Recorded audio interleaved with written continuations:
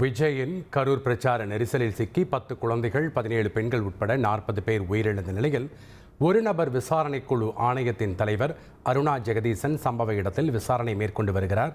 அதனை பார்க்கலாம்.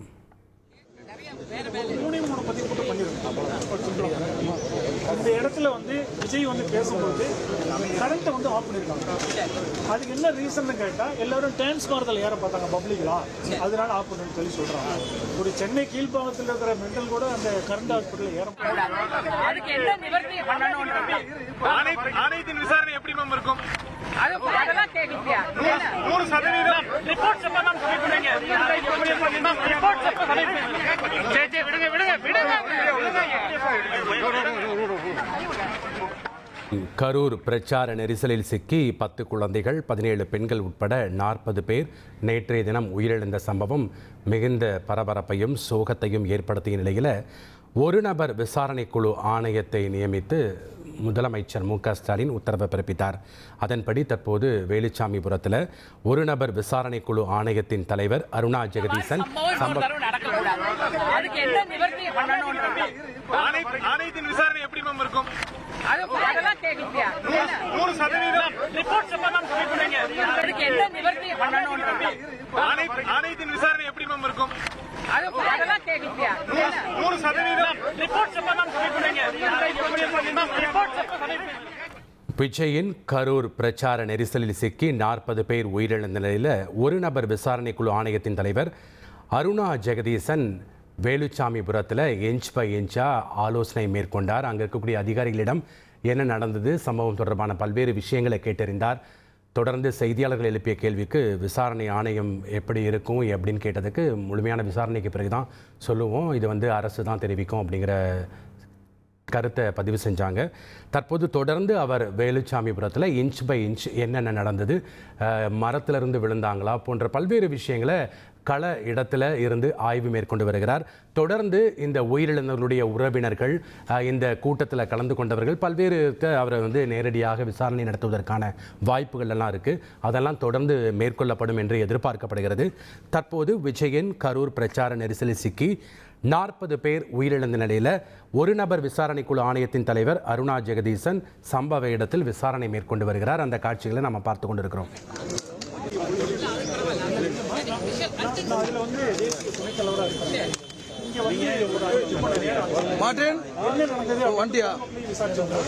என்ன நிகழ்வு நடந்தது? ஒரு நிமிஷம் நான் வேற நீங்க சொல்ல வேண்டாம்.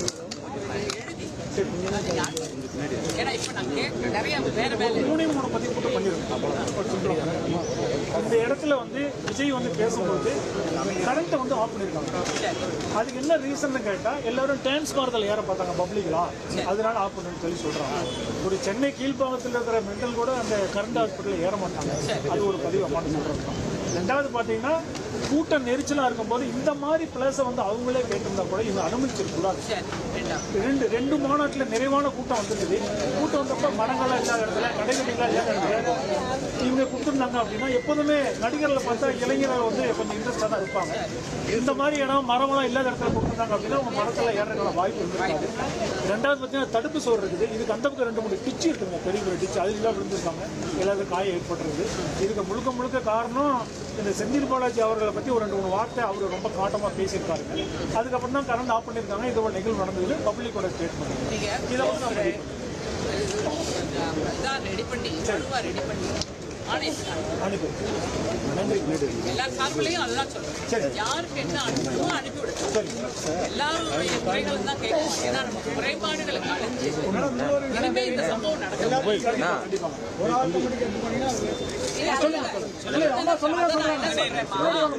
நீங்க மனுவா எழுதி அனுப்பி விடுங்க.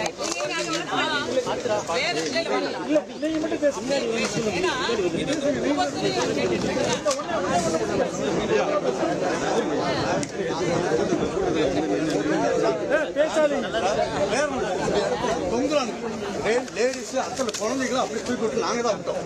அந்த அளவுக்கு விட்டுட்டு போனதுக்கு அப்புறம் வெள்ளம் கரண்ட் ஆஃப் பண்ணி இவங்க தான் சொன்னாங்க. அது இவங்க தான் சொன்னாங்க. இவங்க எதுவும் தான் சொன்னாங்க. அதுக்கு ரெக்கார்டு இருக்குது. அது ரெக்கார்டு நாங்கள் காமிக்கிறோம்.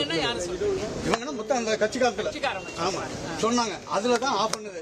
ஐயோ அங்கே எங்கெல்லாம் தொங்குறாங்க, கரண்ட் ஆஃப் பண்ணுங்க, எல்லாத்தையும் பிடிச்சி தொங்குறாங்க மேடம். இதை நமக்கு பாருங்க, இந்த மரத்தை பாருங்க. இந்த மரம் என்ன பாவம் பண்ணிட்டு அத்தனை தொங்கி இருக்காங்க. இந்த மரமே இந்த பாடுனா மற்றது எப்படி இருக்கும் பாருங்க. யாரையும் ஆட்சியா குறைச்சல குறைபாடு இருக்கிறதுக்கு அதை எப்படி களையலாம், எப்படி நிவர்த்திக்கலான்றதுக்கு தான் ஆணையம்.